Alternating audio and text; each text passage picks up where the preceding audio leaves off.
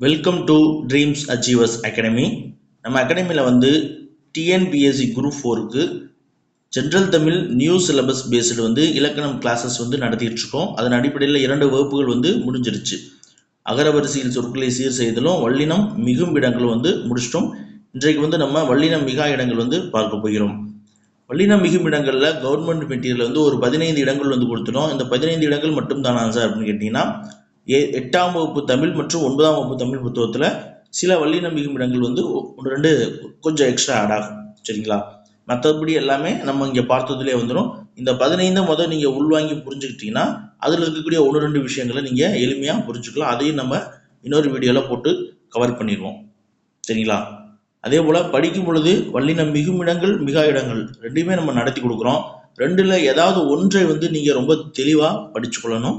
மீதி இருக்கிறத வந்து எந்த இடத்துல படிக்கும் பொழுதே மிகும் அப்படிங்கும் போதே அதற்கு எதிர்ச்சொல்லாக இருக்கக்கூடியதில் எதிராக இருக்கக்கூடிய ஒரு சில இதில் மிகாமல் இருக்கும். சில இதில் வந்து மிகும் அப்படின்னு சொல்லி விதி பிரகாரம் வரும். ஆனால் இங்கே வல்லினம் மிகாதில் மற்றொரு காரணம் கருதி மிகாமல் இருக்கு. இது போன்று விதிவிலக்காக இருக்கக்கூடிய மாற்றங்கள் எந்த இடத்துல வருதோ அதை மட்டும் நீங்கள் டிஃபரன்ஷியேட் பண்ணி கொஞ்சம் தான் மட்டும் தெரிஞ்சுக்கிட்டா போதும். ரெண்டையுமே வந்து நீங்கள் முழுமையாக படிச்சிங்கன்னா உங்களுக்கு குழப்பம் ஏற்படுறதுக்கான வாய்ப்பு இருக்குது. சரிங்களா? இப்போ நம்ம வகுப்புக்குள்ளே போயிடலாம். வல்லினம் மிகா இடங்கள். வல்லினம் மிகா இடங்களுக்கு வந்து டிஎன்பிஎஸ்சி கவர்மெண்ட் கொடுத்த மெட்டீரியலில் வந்து ஒரு 16 வல்லினம் மிகா இடங்கள் வந்து கொடுத்துருக்காங்க.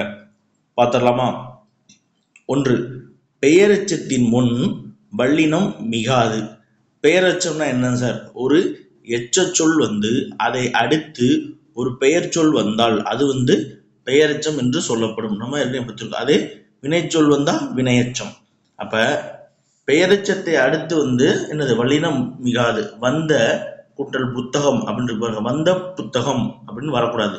வந்த புத்தகம் அப்படின்னு தான் வரணும். அதே போல பெயரெச்சத்தின் முன் வல்லினம் மிகாது அப்படின்னா அதே போல எதிர்மறை பெயரெச்சமாக இருந்தாலும் வல்லினம் மிகாது. இப்ப வந்த புத்தகம் அப்படின்னா வராத புத்தகம், வராத புத்தகம். இந்த இடத்துலயும் வந்து என்னது? வல்லினம் மிகக்கூடாது. பெயரெச்சத்தின் முன் வல்லினம் மிகாது, எதிர்மறை பெயரெச்சத்தின் மின் வல்லினம் மிகாது. அதாவது ஈறு கெடாமல் இருப்பாங்க, அதான் எதிர்மறை பெயரெச்சம். இதே இது ஈறு கெட்டால் வாரா புத்தகம். இப்போ வந்துச்சு பாருங்க, உச்சரிக்கும் போதே வாரா புத்தகம் அப்படின்னு சொல்லி வந்துடும். நம்ம என்னது? ஈர்கட்ட எதிர்மறை பெயரெச்சத்தின் பின் வல்லினம் மிகும் அப்படின்னு சொல்லி வல்லினம் மிகும்ல படிச்சிருக்கோம். சரிங்களா? அடுத்து 3வது பார்ப்போம். 2வது பார்ப்போம். 3ஆம் 6ஆம் வேற்றுமை விகுதி முன் வல்லினம் வந்து மிகாது. 3ஆம் வேற்றுமை 6ஆம் வேற்றுமை உறுப்புகள் என்னென்ன அப்படின்னு பார்த்தோம்னா ஆள், ஒடு, ஓடு. இது வந்து 3ஆம் வேற்றுமைக்கான உறுப்புகள். 6ஆம் வேற்றுமைக்கான விகுதி உறுப்பு எது அப்படின்னா அது. பிடி பசி, பிடியினது பசி அப்படின்ற போது அந்த அது அப்படிங்கிறது என்னது? 6ஆம் வேற்றுமை உறுப்பு. அதே போல அண்ணனது சட்டை, அவனது நோட்டு அப்படிங்கும் பொழுது அது வந்து 6ஆம் வேற்றுமைக்கு விகுதியா வரும். இப்ப பாருங்க, 2வது ஒரு வாட்டி ஜூம் பண்ணிக்கிறேன். ஓகே, 2வது பாருங்க, 3ஆம் 6ஆம் வேற்றுமை விகுதி வந்திருந்தால், வேற்றுமை விகுதி வந்திருந்தால் வல்லினம் வந்து மிக கூடாது. சரிங்களா? இப்ப அவனது நோட்டு, இதுல அது அப்படிங்கிறது 6ஆம் வேற்றுமை விகுதி. அப்ப இங்க வரக்கூடாது. 2வது வல்லினமே வராது. இந்த எக்ஸாம்பிளே வந்து என்னது? கொடுத்துருக்க கூடாது.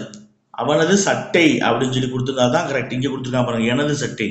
ஏன் சார் இங்க வராது அவனது நோட்டுனா? இது வந்து மெல்லின எழுத்துப்பா. நோ அப்படிங்கிறது என்னது? நம்ம மெல்லின சொல்லு, மெல்லின எழுத்து இல்லையா? அப்புறம் எங்கிட்டு மெல்லினம் மிகும், வல்லினம் மிகாதான்னு நம்ம பார்த்துட்டு இருக்கோம். அப்ப இந்த எக்ஸாம்பிளே வந்து என்னது? தப்பு. நம்ம இதை பார்ப்போம். எனது சட்டை. இப்ப தாயோடு மகள் வந்தாள் அப்படிங்கும் பொழுது அந்த இடத்துல மகள் வருது, அதுவும் சொல்றாரு. இப்ப அந்த தாயோடு அந்த ஒடு இருக்கு பத்தியா, அந்த ஒடு. அதே போல மா மக்களோடு மாக்கள். அப்ப அந்த ஒடு ஓடு அப்படிங்கிறது என்னது? 3ஆம் வேற்றுமை உறுப்பு. அதற்காக தான் அந்த எடுத்துக்காட்டு சொன்னேன். 6ஆம் வேற்றுமைக்கான உறுப்பு என்னது? அது. இப்ப பிடியினது பசி அப்படின்னும் போது அங்க இப்பு வரணும்.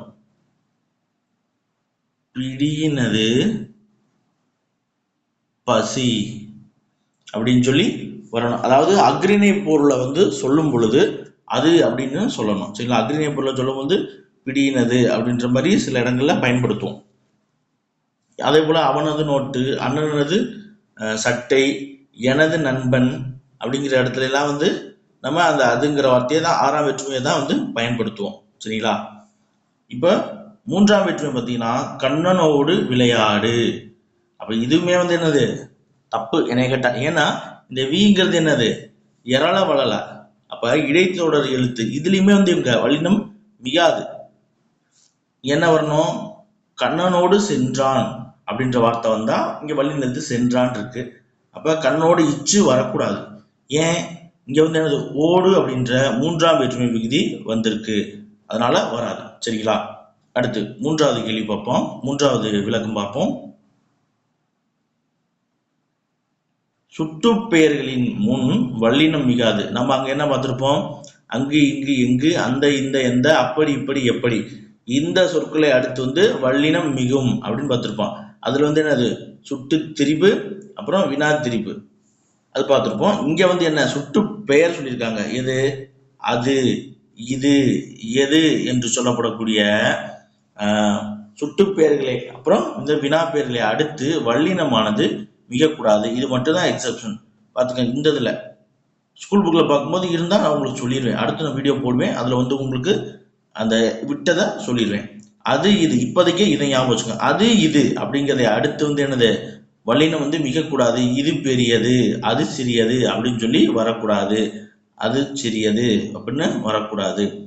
நாலாவது பாருங்க, 8 10 தவிர மற்ற எண்களின் முன் வல்லினம் மிகாது. இது நமக்கு தெரியும். ஏன்னா வல்லினம் மிகும்ல என்னது 8 10ல வந்து வல்லினம் மிகும்னு பார்த்துருக்கோம். அப்ப மற்ற எண்கள்ல வந்து வல்லினம் மிகக்கூடாது, மிகாது. அடுத்து ஐந்தாவது அதுக்கு எடுத்துக்காட்டு கொடுத்துருக்காங்க பாருங்க.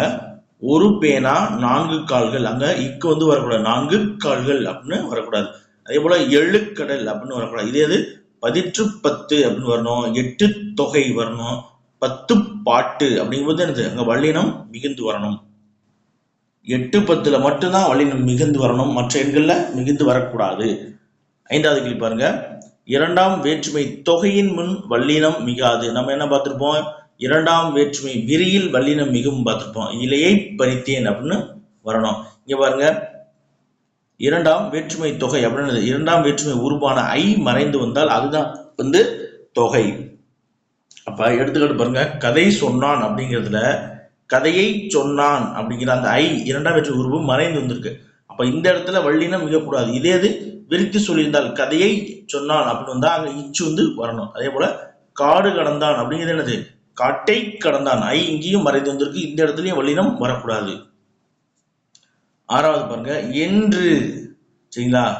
என்று என்னும் சொல்லின் முன் வல்லினம் மிகாது. என்று அப்படிங்கிற சொல்லிற்கு முன்னாடி வந்து வல்லினம் மிகக்கூடாது. சொல்லின் முன் அப்படின்னா இது சொல்லுனா இங்க இருப்பது இதுதான் முன். சரிங்களா? இப்ப என்று கூறினார் அப்படின்னு நம்ம எழுதக்கூடாது. என்று அப்படின்னு வந்து அடுத்து வந்து என்னது கூ வந்திருக்கு, ஆனா இங்க வல்லினமானது மிகக்கூடாது. அதே போல என்று சொன்னான் அப்படின்னு வரக்கூடாது. என்று சொன்னான், என்று கூறினார் அப்படின்னு தான் வரணும். ஏழாவது பாருங்க, நம்ம ஏற்கனவே பார்த்துட்டோம். ஈறுகெடாத பெயரச்சத்தின் முன் வல்லினம் மிகாது. அதாவது என்னது எதிர்மறை பெயரச்சம். ஓடாத குதிரை, ஓடிய குதிரை அப்படிங்கிறது பெயரச்சம், ஓடாத குதிரை அப்படிங்கிறது எதிர்மறை பெயரச்சம். அப்ப வல்லினம் மிகக்கூடாது. ஓடாத குதிரை, ஆடாத பொம்மை. இதே இந்த தா இல்லை அப்படின்னா வல்லினம் மிகுந்து வரும். எட்டாவது பாருங்க, உம்மை தொகையில் வல்லினம் மிகாது. உம்மை தொகை தாய் தந்தை அப்படிங்கன்னா இது வந்து உம்மை தொகை. எப்படி சார் உம்மை தொகை? அப்படிங்கிறத இணைப்பு சொல் வந்து மறைந்து வந்திருக்கு. தாயும் தந்தையும், செடியும் கொடியும். அப்ப இந்த மறைந்து வந்தால் அது வந்து உம்மை தொகை நம்ம படிச்சிருப்போம். இந்த உம்மை தொகையில் வந்து வல்லினம் மிகாது. அதே போல இரட்டை கிளவில் வல்லினம் மிகாது, அடுக்கு தொடரில் வல்லினம் மிகாது. சரிங்களா? அங்க பார்த்தா வல்லினம் மிகும்ல உவமை தொகை பார்த்தீங்களா? மலர்கை உவமை தொகை, அதுல வந்து வல்லினம் மிகும். இந்த 15 பயன்ல இருக்காது, இது வரனால சொல்றேன். உவமை தொகையில் வந்து வல்லினம் மிகும். இப்ப மலர்கை சொல்றோம் இல்லையா? மலர்கை, மலர் போன்ற கை. அப்ப ஊமை வந்து என்னது ஊமை உருவ போலன்றது மறைந்து வந்திருக்கு. அப்ப ஊமை தொகையில் வல்லினம் மிகும், உம்மை தொகையில் வல்லினம் மிகாது. சரிங்களா? இப்படி படிக்க வேண்டியது பக்கத்துல பார்த்துக்கணும். அதே போல சில உருவகங்களில் வல்லினம் வந்து மிகுந்து வரும் அப்படின்னு சொல்றாங்க. அடுத்து நம்ம பார்த்தரலாம். 9வது, எழுவாய் பெயரில் வல்லினம் மிகாது.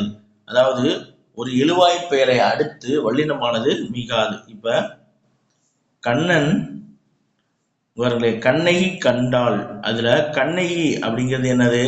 கண்ணகி அப்படிங்கிறது எழுவாய், கண்டாள் அப்படிங்கிறது பயனிலை. அப்ப எழுவாய் தொடரை அடுத்து வல்லினமானது மிகக்கூடாது. சரிங்களா? ஒரு எழுவாயை அடுத்து வல்லினம் வந்து மிகக்கூடாது. நம்பி அப்படிங்கிறது இங்க எழுவாய், பார் அப்படிங்கிறது பயனிலை. இந்த நம்பியை அடுத்து இப்புங்கிற வல்லினம் வந்து மிகக்கூடாது. ஏன்னா எழுவாய் தொடரை அடுத்து வல்லினமானது மிகக்கூடாது. அடுத்து வினைத்தொகையில் வல்லினம் மிகாது. 10வது பாருங்க, வினைத்தொகையில் வல்லினம் மிகாது. வினைத்தொகை அப்படின்னா என்னது? முக்காலத்துக்கு வரக்கூடியது. ஊறுகாய், சுடுகாடு, செய்முறை, இல்லைன்னா கை, இதெல்லாமே வந்து என்னது? வினைத்தொகையில வரக்கூடியது. அலைகடல். இப்ப அலைகடல் அப்படின்றது நம்ம வல்லினம் மிகும்லயே சொல்லியிருப்போம். அலைகடல் அப்படின்னு பார்த்தீங்கன்னா இது வந்து வினைத்தொகை. அலையும் கடல், அலைந்த கடல், அலைகின்ற கடல். அப்ப பொதுவா ஐ அப்படின்றது இரண்டாம் வேற்றுமை உருவு வெளிப்பட்டு வந்தால் வல்லினம் வந்து மிகணும். இங்க வந்து அலையை கடல் அப்படின்னு சொல்ல மாட்டோம், அலைகடல் தான். ஐ வெளிப்பட்டு வந்திருக்கு, ஆனால் இது வினைத்தொகையாக இருக்கின்ற காரணத்தால் வல்லினம் மிகக்கூடாது. சரிங்களா? வினைத்தொகையாக இருக்கின்ற காரணத்தால் வந்து என்னது? வல்லினம் மிகாது. அடுத்து 11வது பார்ப்போம்.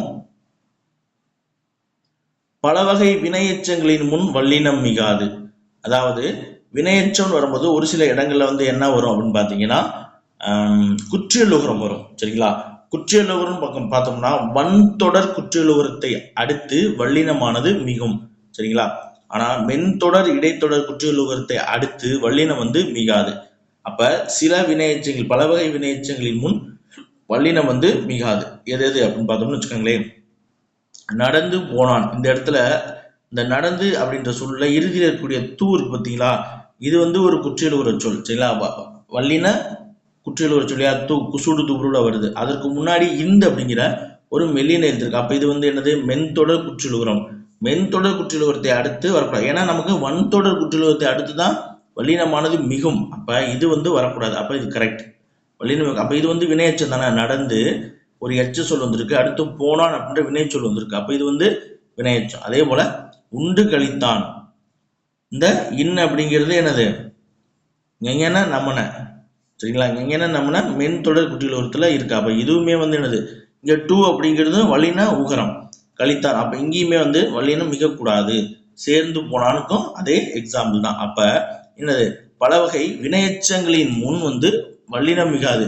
இதே சில வினையச்சங்கள்ல, சரிங்களா, சில வினையச்சங்கள்ல ஒருவேளை வன்தொடர் குற்றியலுகரம் வந்தால் அதை வந்து நம்ம வல்லினம் மிகுந்து வரணும். சரிங்களா? அடுத்து 12வது பாருங்க. இப்ப அதுக்கு எடுத்துக்காட்டு சொல்லட்டுமா? வன்தொடர் குற்றியலுகரத்துல வினையச்சங்களுக்கு எடுத்துக்காட்டு சொல்லுங்க சார் அப்படின்னா.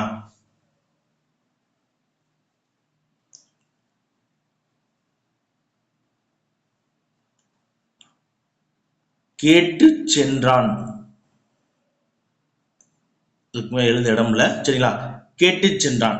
இப்ப கேட்டு கூட்டல் சென்றான், கேட்டு சென்றான். இந்த இடத்துல டூர் பத்தியா, இது வந்து வல்லின உகரம், குசுடு தூரம். அதற்கு முன்னாடி இருக்கக்கூடிய மெய்யெழுத்து பாருங்க, இது என்னது? வல்லின மெய்யெழுத்து. அப்ப இந்த இடத்துல மட்டும்தான் இந்த சென்றான் அப்படிங்கிறதுக்கான இச்சு வந்து வல்லினம் மிகுந்து வரணும். ஏன்? இது வந்து வன்தொடர் குற்றியலுகரம்.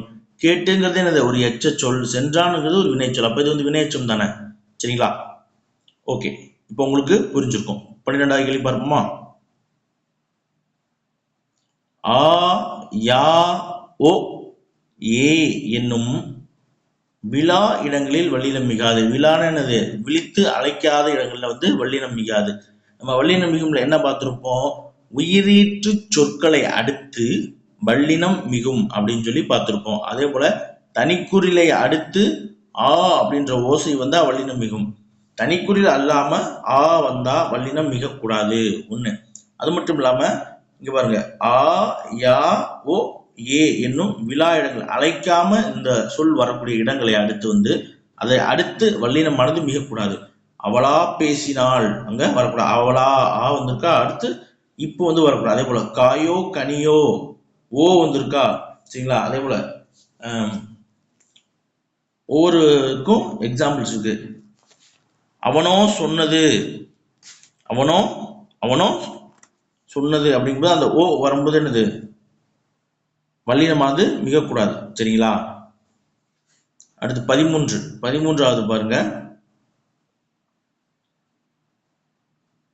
நம்ம அப்படி இப்படி எப்படி என்ற சொற்களை தவிர மற்ற இடங்களில் படி அப்படின்ற சொல் வரும் இடத்தில் வல்லினம் மிகாது. சரிங்களா?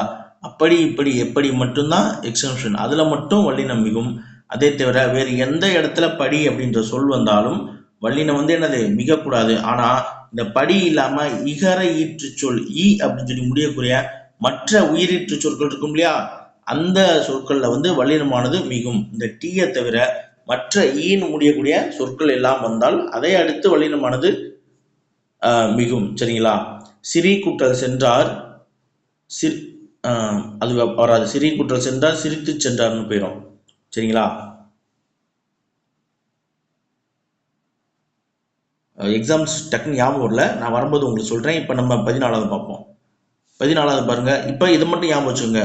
அதன்படி நட, சொன்னபடி கேள், இங்க இக்கு வரக்கூடாது. சொன்னபடி கேள் இக்கு வரக்கூடாது. அதன்படி நட இது வந்து வராது. ஏன்னா வந்து என்னது, அது மெல்லின எழுத்து. அப்ப எங்கிட்டு வல்லினம் மிக போகுது, அதை விட்டுறலாம். சொன்னபடி கேள், இங்க வந்து வல்லின எழுத்து கே இருக்கு, அதனால வந்து என்னது நம்ம இக்கு வரக்கூடாது. ஏன், அப்படி இப்படி எப்படி என்னும் சொற்களை தவிர மற்ற இடங்களில் படி அப்படின்னு முடியும் சொல் வந்தால் வந்து வல்லினம் மிகக்கூடாது. அவ்வளவுதான், அது புரிஞ்சா போதும். 14வது பாருங்க. அவ்வளவுதான், முடிஞ்சிருச்சு. வினைமுற்றுக்களின் முன் வல்லினம் மிகாது. அதாவது வினைமுற்றுக்களை அடுத்து வந்து வல்லினம் வந்து மிகக்கூடாது. எக்ஸாம்பிள் பாருங்க. பறந்தன பறவைகள், அப்ப இப்பு வரக்கூடாது இந்த இடத்துல. பறந்தன பறவைகள் அப்படின்னு சொல்லி வரக்கூடாது. அப்ப பறந்தன பறவைகள், வந்தன கூட்டம். சரிங்களா? இந்த மாதிரி இங்க வந்து வந்தன அப்படிங்கிறது என்னது, வினைமுற்று. பறந்தன அப்படிங்கிறது வினைமுற்று. சரிங்களா? பறந்தன அப்படின்னா என்னது, முடிஞ்சிருச்சு, கம்ப்ளீட்டட் இல்லையா? பறந்து பறவைகள் வந்து பறந்துருச்சு அப்படின்னு கம்ப்ளீட்டு. வந்தன அப்படின்னா மக்கள் கூட்டம் வந்து முடிச்சிருச்சு, அதுவும் வந்து என்னது கம்ப்ளீட்டட் ஆயிடுச்சு. அப்ப வினைமுற்று என்பது சரிதான். 15வது பாருங்க. விழிப்பெயர் ஏவல், விழிப்பெயர் ஏவல் முன்னிலை, அப்புறம் வினைமுற்று. இந்த இடங்கள்ல வந்து என்னது, அதாவது முன்னிலை வினைமுற்று. இந்த இடங்கள்ல வல்லினம் மிகாது. ஒன்று விழிப்பெயர்ல வல்லினம் மிகாது, அடுத்து ஏவல்ல வந்து வல்லினம் மிகாது, முன்னிலை வினைமுற்றுல வல்லினம் வந்து மிகக்கூடாது. விழிப்பெயர் என்னது, வா தம்பி. அதே போல அங்க என்னது, விழா நிலையில ஆ யா ஓ ஏ. பார்த்தோமா? போ வா அப்படிங்கும் பொழுது என்னது, இது ஏவல் தொடர். இதுல வந்து வல்லினம் மிகாது. சரிங்களா? வல்லினம் மிகாது. அடுத்து முன்னிலை வினைமுற்று. முன்னிலை வினைமுற்றுன்னா என்ன சொல்லுவோம், முன்னிலை வினைமுற்று சொல்லும் பொழுது வல்லினம் வந்து மிகக்கூடாது. முன்னிலை என்னது, நீ வந்தாய், நீ சென்றாய், நீ நடந்தாய், நீ செய்தாய் அப்படின்ற பொழுது அந்த முன்னிலை வினைமுற்றை அடுத்து வந்து என்னது, வல்லினம் வந்து மிகக்கூடாது. அடுத்து சிறிய பெரிய என்ற சொற்களின் முன் வல்லினம் மிகாது. என்னது, சிறிய பெரியங்கிறது பெயரச்சம்ங்க, ஆன்னு முடியுது பார்த்தீங்களா? அப்ப இதை அடுத்து வந்து என்னது, வல்லினம் மிகக்கூடாது. சிறிய கடை, பெரிய பை, பெரிய கோவில், இங்க எங்கேயுமே வல்லினம் மிகக்கூடாது. சரிங்களா? இன்றைக்கான இந்த கிளாஸ் வந்து முடிஞ்சிருச்சு. இதை ஒரு முறை வந்து நீங்க பார்த்தீங்கன்னா உங்களுக்கு விளங்கும். சரிங்களா? இதுல விடுபட்டு ஸ்கூல் புக்ல இருக்கிறத வந்து நம்ம இன்னொரு முறையில கவர் பண்ணிடலாம். முடிஞ்சா வல்லினம் மிகும் இடங்களுக்கு வந்து உங்களுக்கு ஒரு ஸ்டோரி மாதிரி கூட ஒரு ஷார்ட்கட் சொல்றேன், அது வந்து உங்களுக்கு யூஸ்ஃபுல்லாக இருக்கும். சரிங்களா? ஓகே, மீண்டும் ஒரு நல்ல வீடியோவில் சந்திப்போம். தேங்க்யூ. இந்த வீடியோவை வந்து பார்க்கக்கூடிய நண்பர்கள் வந்து உங்களுடைய டிஎன்பிஎஸ்சி எக்ஸாமுக்காக படிக்கக்கூடிய நண்பர்களுக்கு இந்த வீடியோக்களை வந்து ஷேர் பண்ணுங்கள். இந்த வீடியோக்கள் வந்து உங்களுக்கு பயனுள்ளது போல் இருந்துச்சு அப்படின்னு உங்களுக்கு தோணுச்சுன்னா அதை உங்கள் நண்பர்களுக்கும் பகிர்ந்துங்க. இதில் நீங்கள் புரிஞ்சுக்கிட்ட விஷயங்களை அவர்களுக்கும் சொல்லிக் கொடுங்க. நன்றி.